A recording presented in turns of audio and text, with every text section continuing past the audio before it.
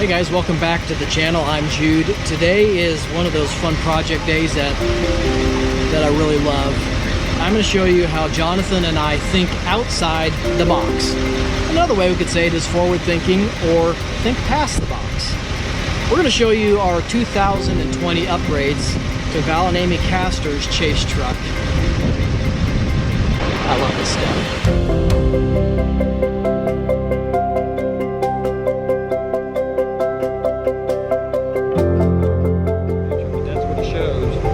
Big storm. That little thing behind it is a trail of helicity. It's what we call helicity streak or helicity swath, and that indicates where a rotating updraft is going and has been. So that storm contains a rotating updraft. If it's surface-based, that could be a tornado. That's happening in about 3 hours? Starts at around 5 or so. Okay, so we're about 5 hours, 4.5 hours away. We got to get them done so they're on the road.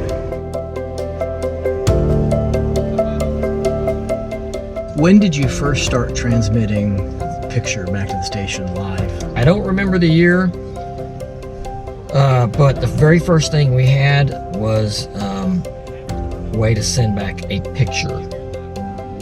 And it, probably took 30 seconds to get that picture back. It's just a single picture. That's all. We'd push a button and it would take a snapshot of what we're seeing on the camera at the time. And we thought that was great back then because we were finally getting the picture back. Just a single picture.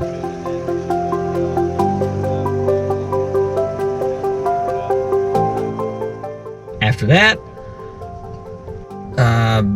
we had limited way to send back short video clips. Took forever. It was like 1200 baud modem those days, and so and it evolved, it got a little bit better, each time and to what we're at today. One of the upgrades we're doing is adding a microphone to this camera. We put this boundary mic in here last year, and that has done a really good job at picking up Val and Amy. Before, they were just using the microphone on the front of the camera. They got a new camera this year, and so we're not able to put that boundary mic on both the left and right channels. On their old camera, we could route channel 1 to channel 2, so the boundary mic would be on both left and right channels. So now, boundary mic is on the left channel on the camera, and then the right channel is using the front microphone. And then another problem we have is Amy talks really soft. So what I'm going to do is I'm going to use this shotgun microphone. I've wrapped tape around the end, and we're going to put it in that shoe right there. And we're going to do an experiment to see if this shotgun mic will do an excellent job at noise rejection on the sides and back, and then also pick Amy's voice up a lot better.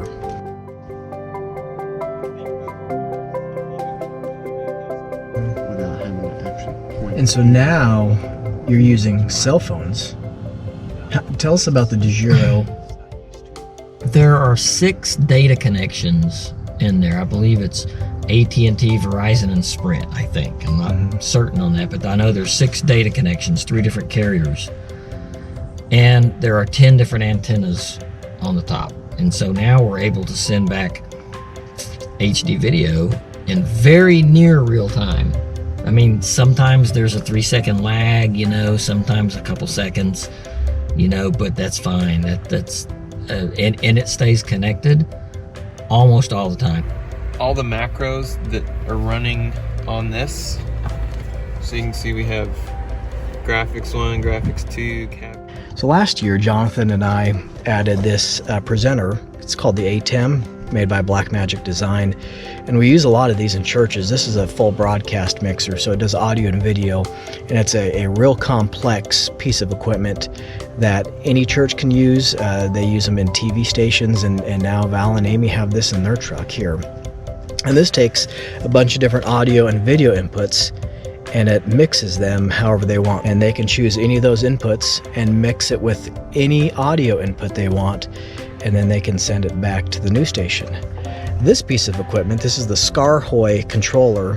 This is a controller that now communicates with the ATEM. The ATEM has abilities to do upstream and downstream keying, overlays, different types of picture-in-pictures, but most of the time you need a laptop to operate that. But this Skaarhoj controller records and stores macro controls, and they're all programmed in here, and so just the touch of a button he can recall a certain preset. On here, basically this just lines up with what the macros are on the software. I think you can have like 100 macros or something with these. Obviously there's only 6 buttons here, and we have the ability to do pages of macros, or we could do up, down, have multiple macros on each one. Right now we just have the 6 set up. So we're gonna have graphics 1, which right now we only have it programmed into 1. So you can switch these to anything you want to, and it's gonna always overlay that. So if we switch, we can still see that it's active. Same thing with the roof cam. If we switch to the front cam, go to roof cam split, then we'll have half the screen is that.